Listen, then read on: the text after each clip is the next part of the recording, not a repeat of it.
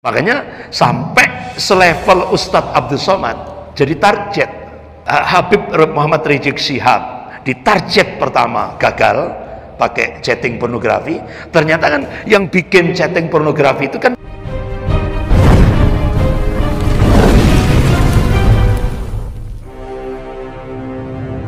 Assalamualaikum warahmatullahi wabarakatuh. Bapak-bapak, ibu-ibu yang dirahmati Allah, saya menyambung dari khutbah Jum'ah dari Syekh Muhammad Quraim Rajih. Beliau adalah ulama bilad Syam. Beliau adalah guru Syekh Sudes, Imam Masjidil Haram. Beliau juga gurunya Syekh Surem, Imam Masjidil Haram. Beliau memberikan taujih, memberikan nasihat pada kaum muslimin di seluruh dunia Islam termasuk di Indonesia. Jadi beliau mengawali nasihatnya, kami, kata beliau, dulu hidup damai seperti kalian di beberapa negara-negara termasuk di Indonesia. Akan tetapi kami membiarkan Syiah berkembang di Suriah. Padahal jumlah secara kuantitas Syiah di Suriah itu 10%. Kami tidak peduli. Jadi kami membiarkan Syiah berkembang. Apa yang terjadi? Ketika kaum muslimin buta terhadap realitas politik di Suriah, akhirnya yang 10% menguasai Ahlus Sunnah yang mayoritas di bumi Syam itu. Sehingga akhirnya apa yang terjadi? Syiah Rafidah, bahkan Syiah Nusairiyah yang ada di Suriah, sebagaimana difatwakan oleh Syekhul Islam Ibnu Taimiyah rahimahullah dalam kitabnya Minhajus Sunnah jilid 2 itu. Syiah Nusairiyah itu lebih kafir daripada Yahudi dan Nasrani. Itu fatwa Syekhul Islam Ibnu Taimiyah rahimahullah dalam kitabnya Minhajus Sunnah. Jadi akhirnya akidah Syiah ini benar-benar membahayakan sebuah negara, dalam hal ini Suriah. Kenapa? Bapak-bapak, ibu yang dirahmati Allah, Syiah punya keyakinan membunuh Ahlus Sunnah itu merupakan ibadah. Kenapa? Ahlus Sunnah itu menurut akidah Syiah halal darahnya, halal kehormatannya, halal hartanya. Jadi seperti itu. Makanya kenapa beliau Syekh Muhammad Quraim Rajih, beliau adalah pemegang sanad Al-Quran tertinggi di dunia ini. Karena beliau dua Imam Masjidil Haram, Syekh Sudes sama Syekh Surem. Akhirnya beliau memberikan nasihat, jangan seperti kami di Suriah. Wahai kaum muslimin di Indonesia, di Brunei, di Malaysia, di Patani, Thailand Selatan, dan di beberapa belahan dunia Islam yang lain, jangan sekali-kali membiarkan Syiah berkembang. Karena apa? Itu adalah agenda Amerika dan Yahudi. Agenda Amerika dan Yahudi. Makanya beliau berdoa kepada Allah, mudah-mudahan di kawasan Indonesia, di kawasan Malaysia, Brunei, Thailand Selatan, Patani, dan beberapa kawasan dunia Islam yang lain, mudah-mudahan diselamatkan oleh Allah, tidak seperti kami di Suriah, katanya. Nah, akhirnya yang merespon nasihat Syekh Muhammad Quraim Rajih ini cuma dua negara, Malaysia dan Brunei Darussalam. Sehingga kalau kita lihat di Malaysia, siapa yang menyebarkan ajaran Syiah langsung kena hukuman 3 tahun penjara, denda Rp5.000, kemudian hukuman cambuk 6 kali. Itu baik di Malaysia maupun di Brunei Darussalam. Ketika kita melihat Indonesia, beda. Gitu. Majelis Ulama Indonesia Pusat sudah mengeluarkan 2 buku tentang bagaimana kesesatan dan penyimpangan Syiah. Gitu. Sudah, itu disebar di seluruh Indonesia. Bahkan kemudian Majelis Ulama Indonesia Pusat mengeluarkan buku yang terbaru, itu tebalnya sekian. Syiah ancaman bagi NKRI. Bahkan ketika saya diminta oleh beberapa, pernah kejadian reuni jenderal-jenderal Angkatan Darat di Malang, saya diminta untuk memberikan presentasi itu. Saya presentasikan. Nah, pada saat saya presentasi hampir selesai, ada seorang jenderal Angkatan Darat interupsi Ustaz. Monggo silakan. Saya persilahkan. Insya Allah, kata beliau, kalau dulu pasca 65 ABRI dan umat Islam bersatu melawan common enemy, musuh bersama, yaitu komunis. Insya Allah, kata beliau, ke depan TNI dan umat Islam akan bersatu menghadapi common enemy, musuh bersama, yaitu komunis dan Syiah. Kenapa? Komunis dan Syiah sekarang di Indonesia sudah bersatu setelah gagal, sebagaimana yang diungkap oleh Kepala BIN waktu itu, Bapak Jenderal Norman Chaniago. Itu kan Dinas Intelijen Rahasia Amerika Serikat, CIA, itu mencoba, artinya mentransfer orang-orang Syiah dari Iran, Lebanon, Afghanistan, itu ke Pekanbaru, Medan, Balikpapan, Makassar, Cisarua Bogor, Wonosobo Jawa Tengah, dan pantai selatan Pulau Jawa. Bahkan di pantai selatan Pulau Jawa dia sudah punya pasukan assassin. Itu hasil pertemuan tokoh-tokoh Syiah di Tegal, Jawa Tengah itu ya, perbatasan Jawa Tengah Jawa Barat. Itu sebelum itu kan cita-citanya seperti yang diinformasikan oleh Kepala BIN, yaitu Bapak Jenderal Norman Chaniago sebelum Pak Sutioso waktu itu. Itu kan beliau nyampaikan Syiah akan melakukan di Indonesia ini akan melakukan revolusi Syiah tahun 2018 itu, dan itu sudah masuk. Bahkan saya dapat info dari Mabes TNI Angkatan Darat lewat BAIS maupun BIN-nya Mabes Angkatan Darat, itu hampir itu, dan itu sudah terdeteksi. Bahkan kita lihat di Jawa Timur saja, itu jumlah secara kuantitas Syiah itu terbesar di Jawa Timur, yaitu di Bangil Pasuruan. Itu secara kuantitas terbesar se-Asia Tenggara dari sisi jumlahnya. Bahkan pusat pendanaan Syiah se-Jawa Timur itu ada di Malang, di tempat kami. Jadi ini kan sudah sangat membahayakan. Akhirnya saya coba, ketika saya diundang Pertamina Balikpapan, saya memanfaatkan waktu itu selama 1 minggu lebih, saya manfaatkan untuk masuk ke penampungan imigran dari Iran, Lebanon, dan Afghanistan.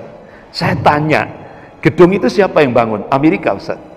Nah, siapa yang membantu konsumsinya? Amerika dan Australia. Bahkan saya tanya, itu yang bagian gizi berapa Amerika menggaji dia? 100 juta per bulan, Pak. Luar biasa, benar-benar dimanjakan betul, Pak. Akhirnya saya tanya kepada penanggung jawabnya. Nah, kira-kira endingnya itu apa, Ustaz? Ini pernah wali kota Balikpapan dan tokoh-tokoh ulama minta ke pemerintah pusat Jakarta untuk memindahkan ini, karena ini sangat membuat kegelisahan tokoh-tokoh ulama di Balikpapan. Akhirnya apa jawaban Jakarta? Kami tidak bisa berbuat apa-apa karena ini proyek Amerika yang ditopang oleh Australia. Jadi kita tidak bisa berbuat apa-apa. Ya, seperti itu. Memang endingnya apa? Saya tanya, mereka akan otomatis, Amerika akan menekan Indonesia, akan memberikan suaka politik. Tapi Masya Allah, wa makar wa makarallah wallahu khairul makirin. Mereka membuat makar dan Allah membalas makar mereka, dan Allah sebaik-baik membuat makar. Hampir sudah, makar Allah lebih dahsyat, Pak. Iran chaos, goncang kan? Alhamdulillah di Indonesia gagallah revolusi Syiah tahun 2018 itu. Gagal. Alhamdulillah Allah selamatkan NKRI, Negara Kesatuan Republik Indonesia ini. Jadi alhamdulillah kita bersyukur kepada Allah Subhanahu wa taala. Gagal itu. Dan waktu itu Bapak Ibu yang dirahmati Allah, kalangan TNI itu sudah saya bahkan dari wakil direktur Badan Intelijen Negara Pak As'ad Yasin itu sudah menyatakan, kalau sudah tokoh-tokoh Syiah di Indonesia ini melonceng marjak taklid Indonesia, habislah NKRI. Itu yang sangat membahayakan. Makanya di Indonesia ini kan ada 2 organisasi Syiah di Indonesia, ada API, ada IJABI. Kalau ABI itu Ahlul Bait Indonesia, pimpinannya adalah Umar Shahab. Bahkan ketika pimpinan pusat Muhammadiyah mencoba untuk gimana sih pikiran orang Syiah di Indonesia ini, Umar Shahab diundang di kantor pimpinan pusat Muhammadiyah. Tidak tahunya apa statementnya, Pak. Jadi dia menyatakan Ali bin Abi Thalib itu pengejawantahan Tuhan di muka bumi ini. Ini kan ekstrim juga. Jadi dia menyatakan Ali itu Tuhan, kan, berarti sampai seperti itu, Pak. Makanya kenapa Syekhul Islam Ibnu Taimiyah rahimahullah menyatakan Syiah Nusairiyah itu lebih kafir daripada Yahudi dan Nasrani. Bapak-bapak, ibu-ibu yang dirahmati Allah. Oleh karena itu, ulama-ulama Ahlus Sunnah seperti Al-Imam Bukhari rahimahullah, beliau mengeluarkan fatwa bahwa Ahlus Sunnah itu tidak boleh mengucapkan salam dan menjawab salam orang-orang Syiah. Ahlus Sunnah itu tidak boleh menjadikan orang Syiah itu sebagai saksi, tidak boleh. Imam Bukhari menegaskan Ahlus Sunnah dilarang menikah dengan orang Syiah. Ahlus Sunnah dilarang memakan sembelihan orang Syiah. Ini fatwa Al-Imam Bukhari rahimahullah. Bahkan Al-Imam Ibnu Katsir rahimahullah, Al-Imam Qurtubi rahimahullah, itu kan dua tokoh ini kan mufassir, beliau mufassir, ahli tafsir semuanya. Al-Imam Qurtubi rahimahullah dan Al-Imam Ibnu Katsir rahimahullah. Beliau menukil perkataan Imam Malik, Syiah kafir. Jadi ulama-ulama dulu itu tegas. Kalau di Indonesia kan Syiah bukan Islam.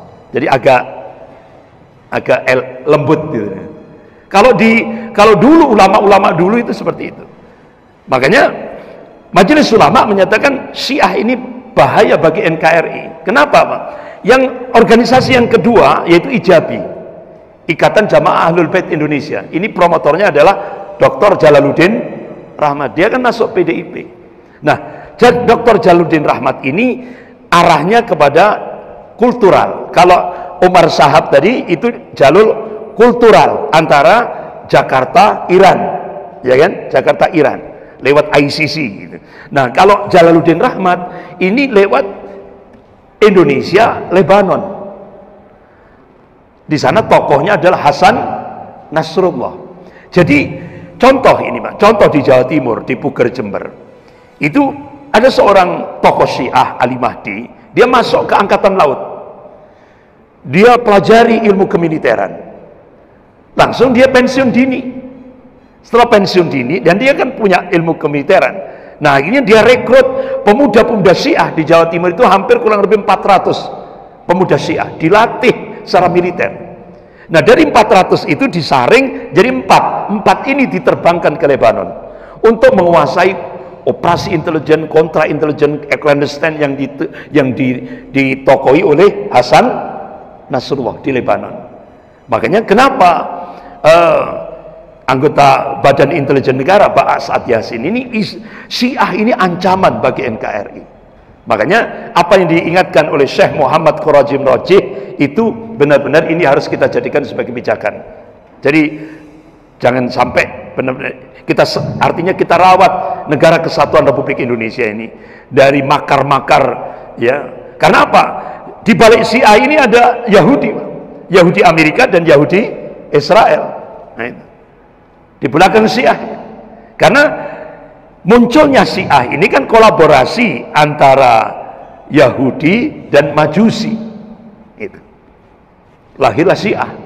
Makanya ini sangat membahayakan bagi NKRI. Bahkan 16 badan intelijen Amerika itu sudah mengeluarkan bahkan statement Syiah itu senjata baru Yahudi, baik Yahudi Amerika maupun Yahudi Israel, senjata barunya untuk melemahkan dunia Islam.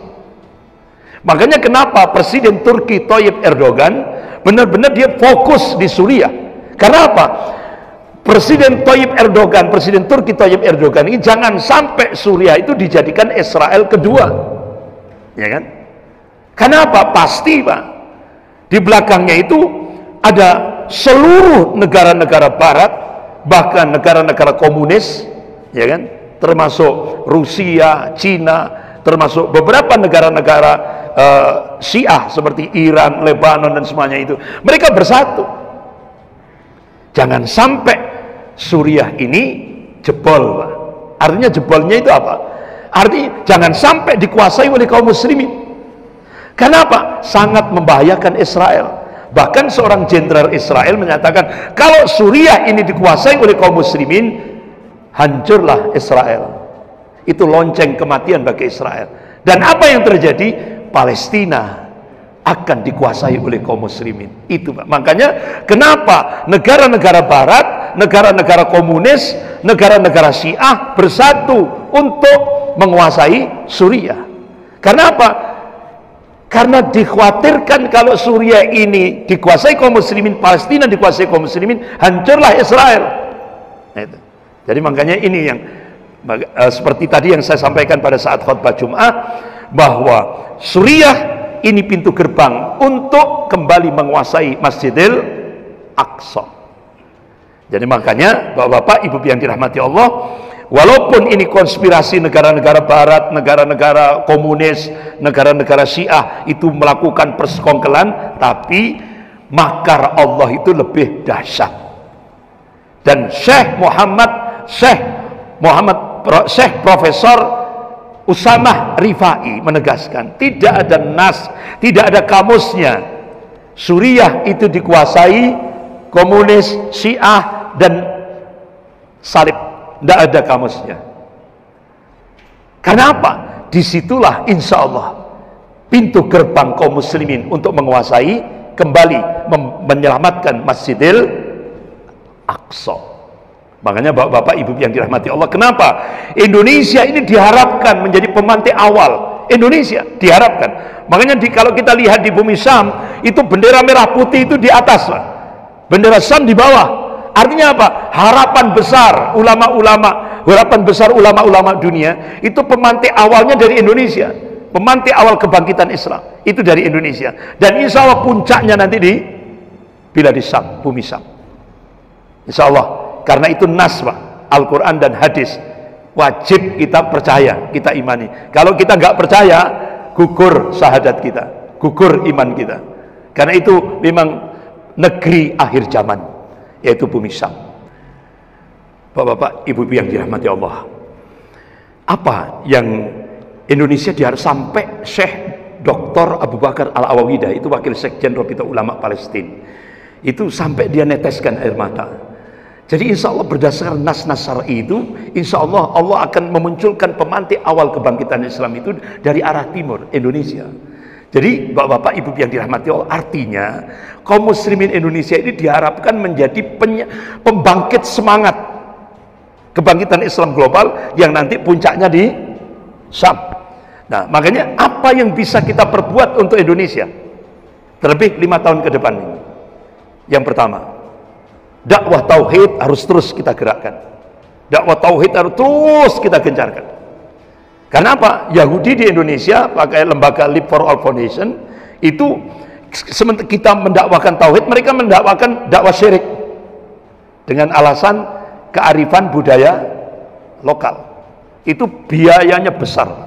Bapak Ibu kalau lihat di lembaganya Live for All Foundation, ya Allah, miris kita. Apalagi di Ford Foundation, di Asia Foundation, itu ada 30 ormas Islam dijadikan garda terdepan untuk menghancurkan Islam dari dalam.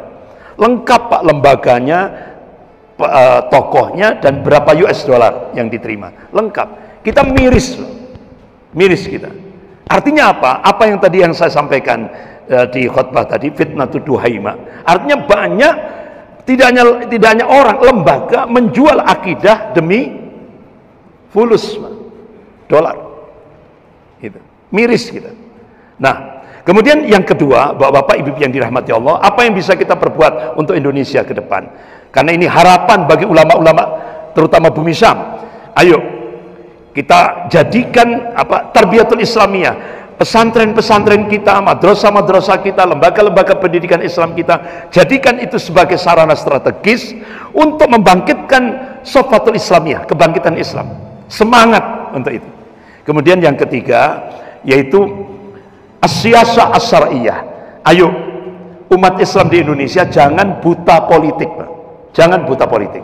Kalau umat Islam di Indonesia ini buta politik, kalau kata seorang ulama di Indonesia, Bisa jadi Indonesia ini akan seperti Andalusia, habis tidak tersisa. Coba Andalusia itu dibangun 800 tahun, bisa dihancurkan tidak tersisa satupun umat Islam itu dalam waktu 8 tahun. Bagaimana caranya? Ketika Andalusia dipecah-pecah. Bahkan kalau kita lihat di apa yang diungkap oleh Rand Corporation, itu lembaga riset terbesar saat dunia, pusatnya di California, Amerika Serikat, tahun 98 itu bocor. Jadi Indonesia ini mau dipecah jadi 8. Timur Leste, Papua, Maluku, Kaltim, Bali, Riau, Aceh, dan yang ke-8 Indonesia. Dan ini rinciannya kita baru tahu di mana. Itu diungkap di Kuwait. Majalah Al-Mujtama terbit tahun 2002 kalau tidak salah itu. Rinciannya. Jadi kita cukup kaget. Jadi apa yang disampaikan oleh Panglima TNI yang dulu, Pak Jenderal Gatot Nurmantio. Jadi kan beliau di ILC TV One. Jadi beliau sampaikan Indonesia bagian timur itu Amerika, Indonesia bagian barat itu Cina. Jadi bahkan kita lihat 15 pangkalan militer Amerika itu sudah mengelilingi Indonesia. Itu loh. Jadi bahkan Pak Jenderal Gatot Nurmantio ketika beliau masih jadi panglima, beliau coba nyamar jadi turis. Nyamar dia. Coba ke Darwin. Kaget beliau, Pak. Ternyata persenjataan canggih. Puluhan ribu marinir Amerika, Navy SEAL maupun US Army itu sudah siap, Pak, di Darwin. Makanya Bapak-bapak, Ibu yang dirahmati Allah, Indonesia ini benar-benar jadi rebutan oleh dua kekuatan adidaya ini.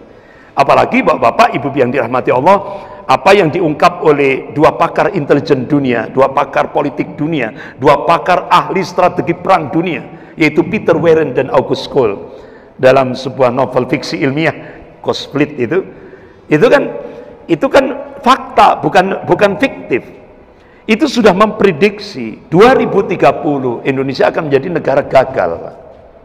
Artinya negara gagal itu bukan terus akhirnya Indonesia hancur berantakan, enggak.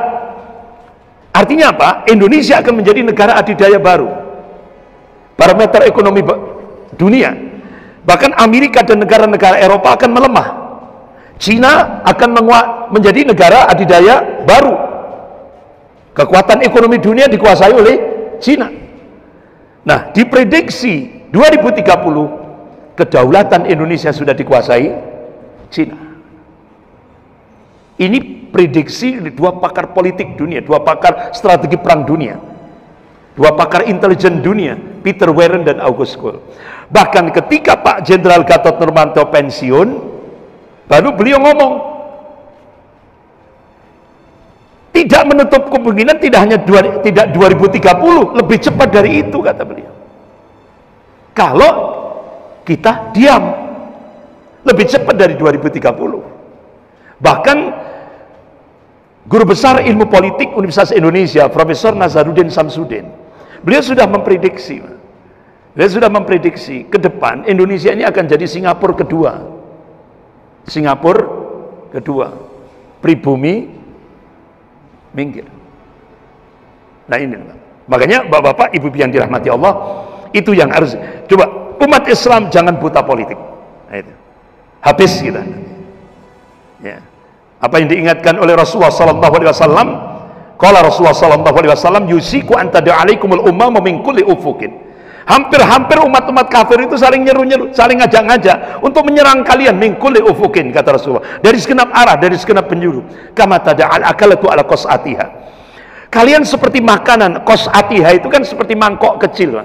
Jadi kalian itu seperti makanan di atas mangkok kecil yang jadi rebutan orang-orang yang lapar. Sahabat tanya, qulna ya Rasulullah al-yahud wan nasara, qul ya Rasulullah amin qillatin bina nahnu yauma idzin. Ya Rasulullah, apakah posisi kami waktu itu sedikit? Kami minoritas, jumlah kami sedikit. Lah. Tidak. Bal antum yauma idzin katsir. Kalian mayoritas, jumlahmu banyak. Walakinnakum kutsa'un ka kutsa'il. Tapi kualitasmu seperti buih.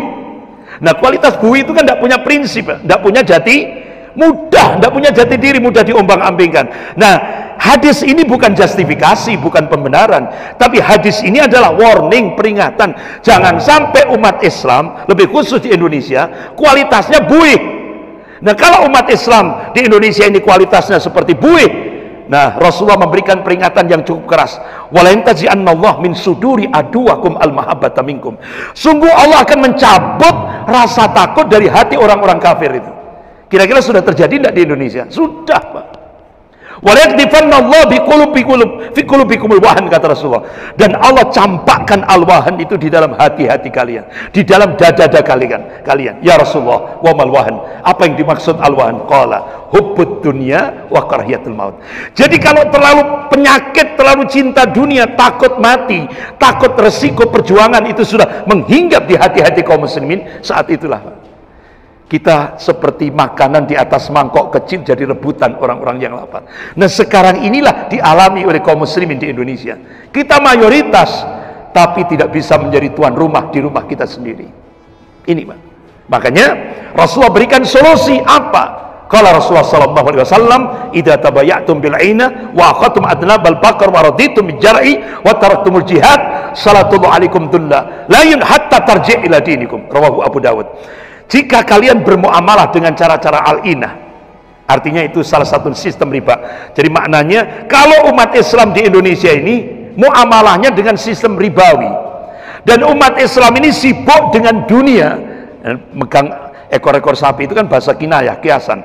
Jadi dan ridho dengan bercocok tanam, itu maknanya jika umat Islam sibuk dengan dunia, wa taraktumul jihad fisabilillah, umat Islam meninggalkan jihad fisabilillah, meninggalkan perjuangan di jalan Allah, salatullah alaikum dullah, Allah akan turunkan kehinaan.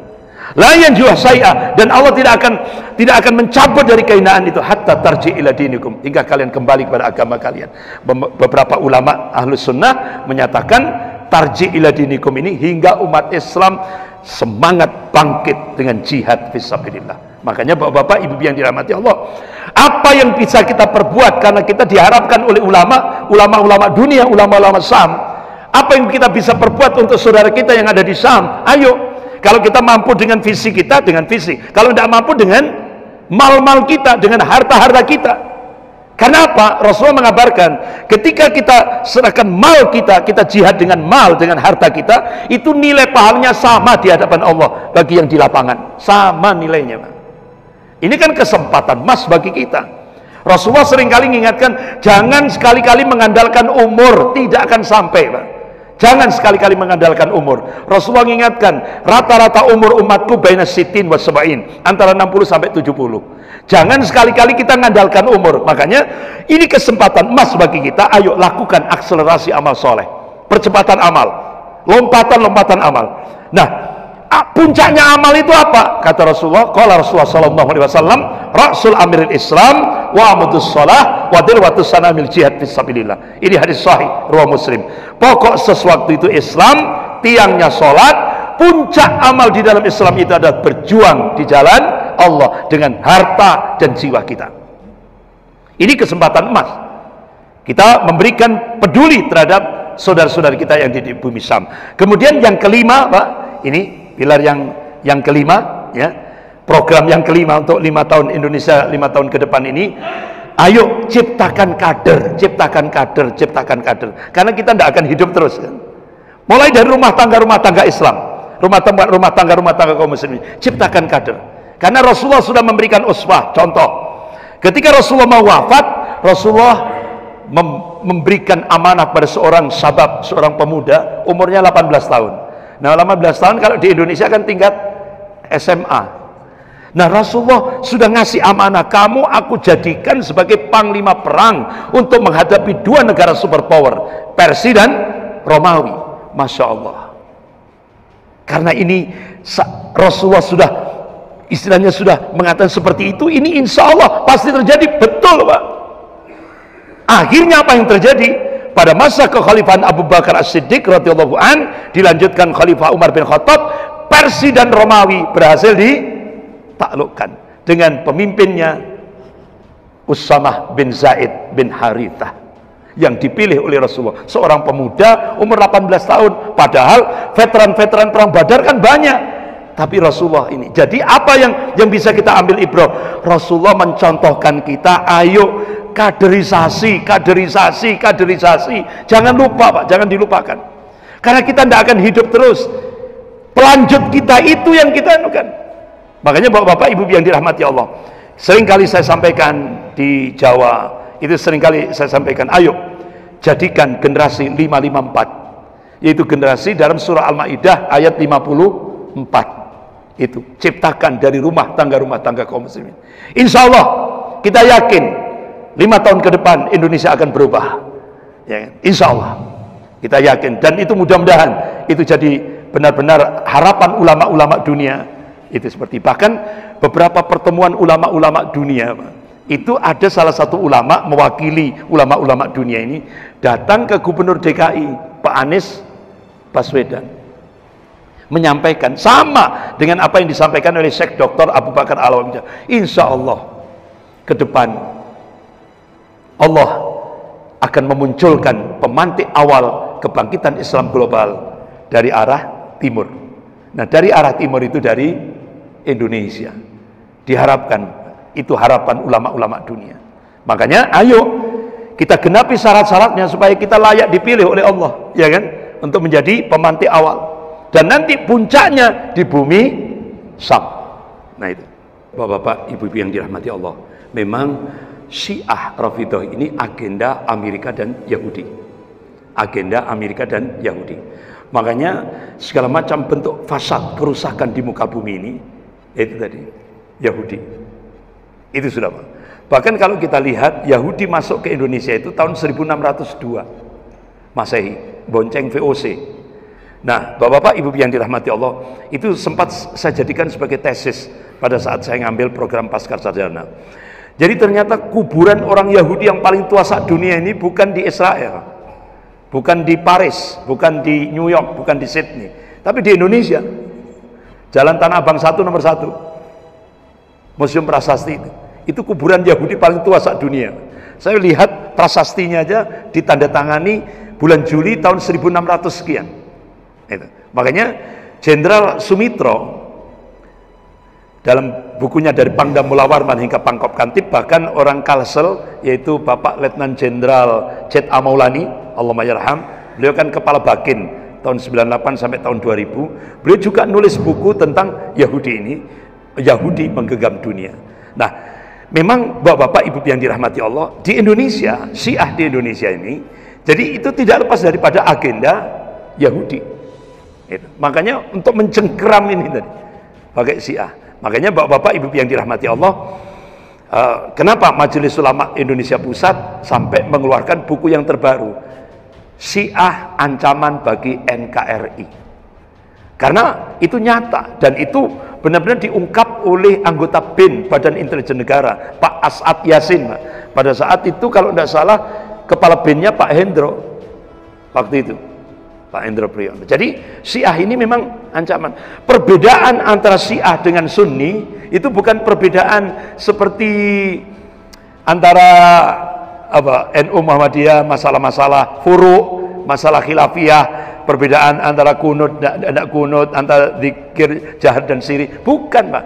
Syiah ini bedanya sudah masuk. Syiah ini perbedaannya perbedaan usul, masalah akidah. Makanya Syiah meyakini Tuhannya Ahlus Sunnah beda dengan Tuhannya Syiah.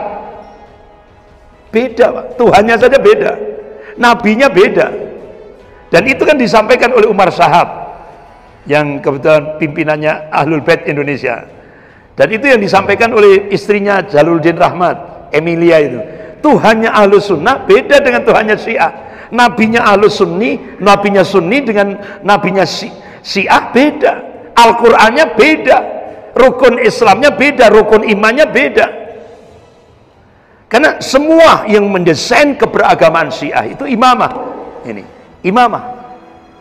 Ini bedanya. Makanya kenapa di dalam kitab-kitab Syiah imamah ini disejajarkan dengan qala Allah Ta'ala dan qala Rasulullah sallallahu alaihi wasallam. Disejajarkan. Makanya keyakinan orang Syiah, perkataan imamnya itu lebih layak suci dari Al-Quran. Bahkan kalau kita lihat, bapak-bapak, ibu yang dirahmati Allah, itu tauhidnya orang Syiah beda dengan kita, ya kan? Beda dengan kita. Nah, tauhidnya orang Syiah itu sama dengan Yahudi. Yahudi dalam Al-Quran mengatakan yaghlut alaihim, tangan Allah terbelenggu. Orang Syiah menyatakan Allah punya sifat al-bada. Al-bada itu pelupa. Jadi Allah itu dikatakan oleh orang-orang Syiah itu pelupa. Allah baru tahu kalau sudah kejadian. Ini kan taswih, Pak, pelecehan. Sementara kita Ahlus Sunnah itu diperintah oleh Allah, sabbihisma rabbikal a'la, sucikan asma Allah yang maha tinggi itu. Ini bedanya jauh, sudah beda masalah akidah gitu. Bahkan bapak-bapak, ibu yang dirahmati Allah, contoh dalam aspek munakahat, orang Syiah itu meyakini nikah mut'ah itu lebih utama daripada nikahnya Ahlus Sunnah. Nikah mut'ah itu kan kontrak tanpa wali, tanpa saksi. Itu. Nah, kalau itu ditentukan 2 jam, ya 2 jam cerai. Kalau ditentukan itu 1 hari selesai. Bahkan wanita-wanita Syiah yang ada di Indonesia ini, yang sudah militan, itu sampai dia target. Kalau dia sudah melakukan nikah mut'ah dengan 4 laki-laki yang berbeda, ya kan, sampai dia mencoba untuk aborsi kan, jadi aborsi, dia nikah lagi dengan sampai 4 kali, itu dia yakini dia derajatnya sama dengan Nabi, sampai punya keyakinan seperti itu. Bahkan nikah mut'ah ini dijajakan di kampus-kampus elit di Jawa, terutama di UI, ya kan, di beberapa kampus-kampus elit. Sampai itu ada seorang dokter, dia dokternya masih hidup ini, masih. Jadi ketika memeriksa seorang wanita Syiah, pakaiannya, jilbabnya besar, seperti, jadi dokternya itu lihat ini dia ini sudah kafah. Tapi begitu dia periksa, kaget dokternya. Kenapa? Karena ini wanita ini tampilannya sempurna, sudah kafah, tapi kenapa kok kena penyakit sipilis, penyakit kelamin? Akhirnya dia ngakui bahwa dia pengikut Syiah. Itu, Pak. Jadi seperti ini. Nah, ini kan kalau ini diterapkan di Indonesia, rusak, Pak, ini. Nasabnya kan tidak jelas itu. Ya kan? Seperti itu. Jadi itu, Pak, perbedaannya memang jauh sekali. Bapak-bapak, ibu-ibu yang dirahmati Allah, kalau organisasi Syiah itu ada 2 yang paling paling kuat di Indonesia, ABI, Ahlul Bait Indonesia, yang dipimpin oleh Umar Shahab. Kemudian IJABI, Ikatan Jamaah Ahlul Bait Indonesia, pimpinan Dr. Jalaluddin Rahman. Tapi kalau yang tadi itu, yang tadi saya sampaikan ada 30 ormas Islam, ya kan? 30 ormas Islam yang dijadikan garda terdepan Zionis Yahudi Internasional di Indonesia, itu bisa kita lihat di webnya The Asia Foundation dan The Fourth Foundation. Bisa, Pak, dibuka itu. Tidak tahu kalau The Asia Foundation atau The Fourth Foundation, ada itu 30 ormas. Insya Allah belum dihapus. Tidak tahu kalau dihapus itu. Saya langsung waktu itu saya copy, ya, saya download, saya copy, langsung saya masukkan laptop saya. Jadi 30 ormas itu lengkap, namanya, tokohnya, alamatnya lengkap, termasuk berapa US dollar yang diterima. Jadi itu program liberalisasi Islam. Artinya apa? Dia menyuguhkan Islam tidak lagi bersumber pada Al-Quran dan hadis, tapi dia sebarkan, dia suguhkan Islam sesuai dengan rokyunya, akalnya. Bapak, ibu yang dirahmati Allah, selama ini kita mungkin belum tahu apa di balik ini. Sebenarnya itu diungkap oleh Ketua Purnawirawan Angkatan Darat, yaitu Bapak Letnan Jenderal Purnawirawan TNI Kiki Sanagri. Jadi beliau pernah diundang seminar internasional tentang Papua itu di Melbourne, Australia. Nah, di sana Profesor Kingsbury itu, beliau itu guru besar ilmu politik di Universitas Melbourne. Ini ternyata dari situ, Pak, ada dokumen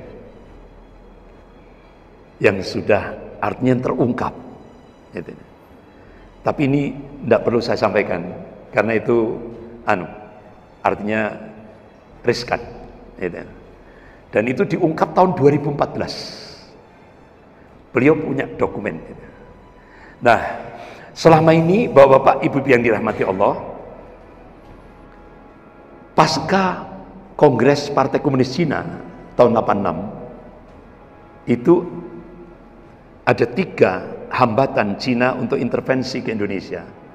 Yang pertama yaitu regulasi, terutama TAP MPRS nomor 25 tahun 66, Undang-Undang nomor 27 tahun 99. Ini kan benar-benar hambatan bagi Cina untuk intervensi, karena itu kan larangan ideologi komunis untuk wilayah Indonesia, seluruh Indonesia. Yang kedua, positioning Pancasila sebagai musuh komunis itu kan masih kuat. Yang ketiga, artinya semangat anti komunis di kalangan kaum muslimin itu juga masih kuat. Nah, ternyata dari 3 hambatan ini, hasil Kongres Partai Komunis Cina tahun 86 di Tiongkok, ya, itu poin yang ketiga ini yang bisa ditembus umat Islam. Bagaimana strateginya? Strateginya pakai divide et impera, adu domba. Satu diangkat, satu diinjak. Nah, ngangkatnya ini pakai fulus, DP-nya 1,5 triliun. Dan itu disiapkan 20 triliun. Nah, yang diinjak itu pakai stigma Islam radikal. Stigma Islam radikal. Jadi stigma Islam radikal itu hanya hantu yang sengaja diciptakan untuk menjadikan umat Islam yang diinjak ini sebagai musuh. Jadi ini proyek. Ini proyek. Makanya umat Islam harus cerdas melihat itu. Jadi ternyata selama ini kan umat Islam yang istilah sasaran tembak, umat Islam radikal, umat Islam anti kebinekaan, umat Islam anti NKRI, umat Islam anti Pancasila. Padahal Pancasila ini kan hadiah umat Islam untuk negara ini. Ini kan maling teriak maling. Akhirnya apa yang terjadi? Makar Allah, wa makar Allah, wallahu khairul makirin. Mereka membuat makar, tapi Allah membalas makar mereka, dan Allah sebaik-baik pembuat makar. Akhirnya Allah tunjukkan siapa yang sebenarnya anti NKRI, siapa yang sebenarnya anti merah putih, siapa yang sebenarnya anti kebinekaan. Ternyata kan terbongkar juga. Peristiwa Malang itu, peristiwa Malang, Jawa Tengah, Jawa Barat, sampai Jakarta, sampai akhirnya di seberang Istana Negara. Pengibaran bendera OPM, ya kan? Itu ternyata bapak-bapak, itu pengendalinya ada 2 tokoh, 2 orang ini. Yang satu advokat, yaitu satu itu yang penggeraknya demo seluruh Indonesia, yang mahasiswa Papua itu akhirnya Polda Jawa Timur langsung, Pak Luki itu Polda Jawa Timur langsung memvonis Veronica Koman status tersangka. Bahkan Polda Metro Jaya langsung DPO terhadap Veronica Koman dan Paulus ini tadi, ya kan? Akhirnya umat Islam sekarang, ternyata Allah sendiri sekarang yang membongkar siapa yang anti NKRI, siapa yang anti Pancasila, siapa yang anti merah putih, siapa yang anti Indonesia kebinekaan. Ternyata mereka. Jadi memang ada benang merah itu. Jadi makanya kenapa ini penggeraknya ini tadi? Ada kekuatan Amerika. Itu. Makanya Bapak-bapak, Ibu yang dirahmati Allah, ini sudah high politik, sudah politik tingkat tinggi. Makanya ya siapa yang dikorbankan? Umat Islam. Orang-orang Minang, orang Jawa, orang Bugis, ya kan? Yang dikorbankan. Ini kan orang-orang gunung, ada semacam ada semacam istilahnya diorganisir, gitu.